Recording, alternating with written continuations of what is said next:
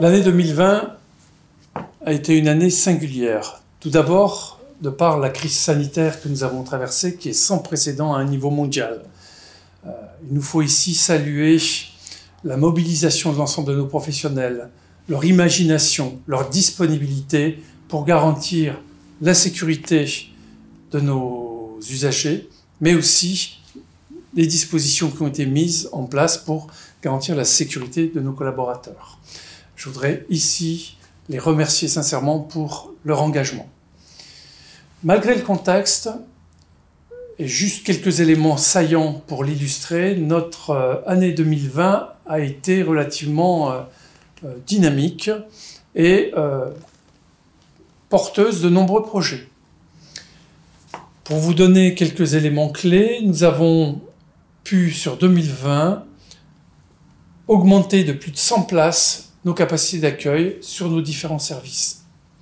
Nous avons une centaine de salariés en plus et nous avons accompagné quotidiennement plus de 300 personnes vivant en EHPAD, donc accompagner nos aînés. Et le développement de nos activités d'EHPAD a permis par ailleurs d'intégrer dans ces structures 20 personnes vivant avec un handicap vieillissantes. Et leur intégration dans ces structures s'est faite avec une vraie aisance. Et là aussi, il faut saluer l'adaptation des collaborateurs de ces EHPAD pour accompagner des publics un peu nouveaux. Sur le volet habitat, un chiffre, nous avons, au-delà des structures d'hébergement classiques, développé sur l'ensemble du territoire varois, et nous allons continuer sur 2021, plus de 90 logements dits inclusifs, c'est-à-dire dans le diffus, dans la cité. Et quand on questionne les personnes qui vivent dans ces logements, je peux vous dire que c'est une grande satisfaction pour elles que d'avoir une vie autonome comme tout un chacun.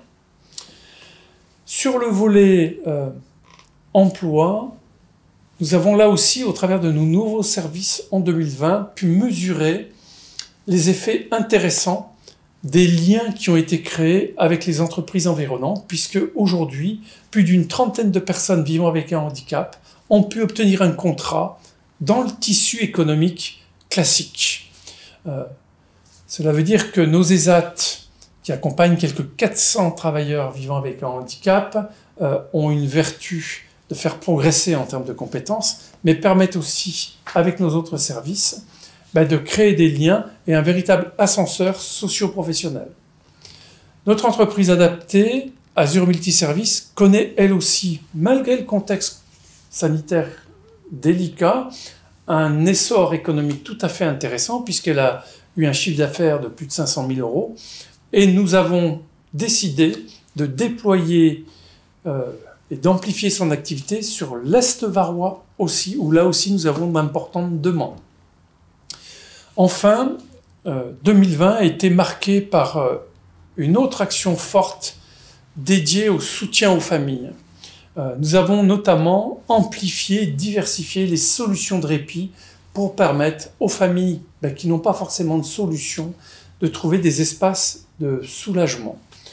Notre maison de répit Belle Étoile, bien connue, a accueilli plus de 120 familles, mais on a expérimenté l'été 2020 ce qu'on appelle le relayage à domicile, permettant à des intervenants, travailleurs sociaux ou auxiliaires de vie, notamment dans le cadre du partenariat que nous avons avec l'entraide sociale du Var, nous avons déployé des collaborateurs au domicile des familles pour leur permettre d'aller passer un week-end en amoureux, en couple ou avec les autres frères et sœurs.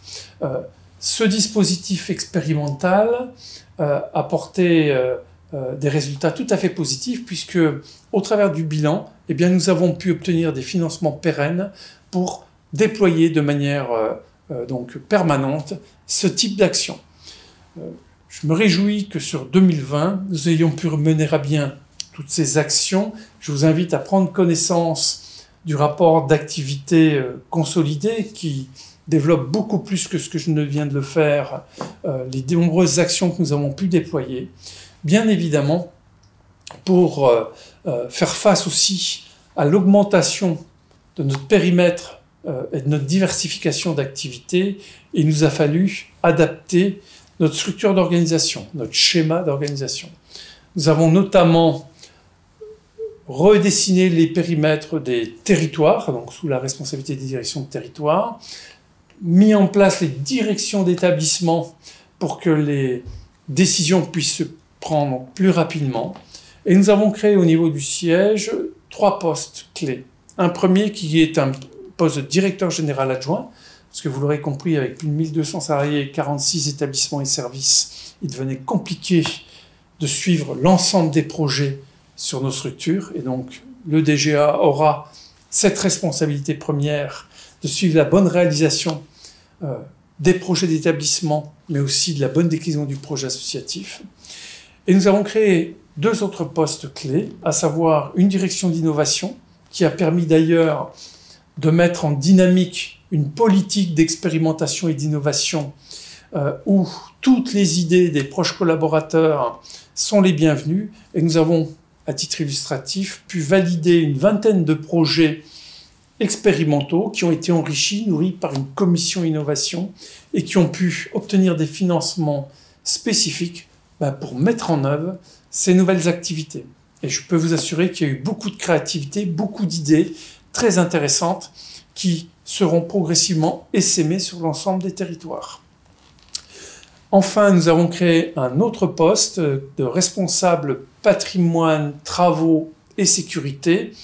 Et pour cause, puisque sur 2020, nous avons engagé quasi 15 millions d'euros de travaux sur l'ensemble de nos structures, que ce soit des travaux de réhabilitation ou de construction d'équipements. Et donc vous comprendrez aisément, compte tenu de la complexité à chaque fois et de la spécificité des chantiers, que nous ayons eu à créer ce poste. En fait, 2020, ça a été aussi une année de rapprochement avec d'autres acteurs associatifs. Et on a pu le mesurer dans les années antérieures. À chaque fois que nous avons travaillé des rapprochements, que notre union s'est développée, eh bien, ça nous a permis de déployer de nouvelles réponses au profit des publics que nous accompagnons. La fusion en 2020 avec l'association AVRS élargit nos missions dans le champ de la protection de l'enfance, dans un contexte d'ailleurs de réforme du secteur.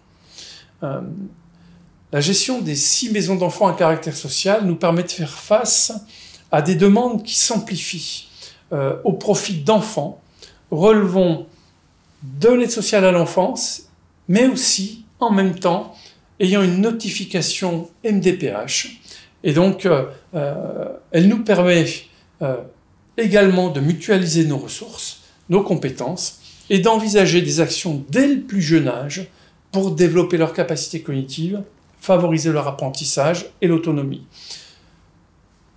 On a aussi pu filialiser une crèche associative de manière à offrir la possibilité d'accueillir des enfants vivant avec un handicap dès le plus jeune âge et par là même d'apporter des solutions de garde pour leurs parents et leur permettre de, pourquoi pas, les deux, continuer à préserver leur emploi. Et on a considéré que c'était important parce que l'apprentissage du vivre ensemble avec nos différences doit se faire dès le plus jeune âge. C'est, me semble-t-il, la clé pour permettre une véritable inclusion sociale dans l'avenir. Quels sont les grands défis pour 2021 ? Bien évidemment, notre souci va être de traverser et de gérer au mieux la crise sanitaire qui continue, malheureusement.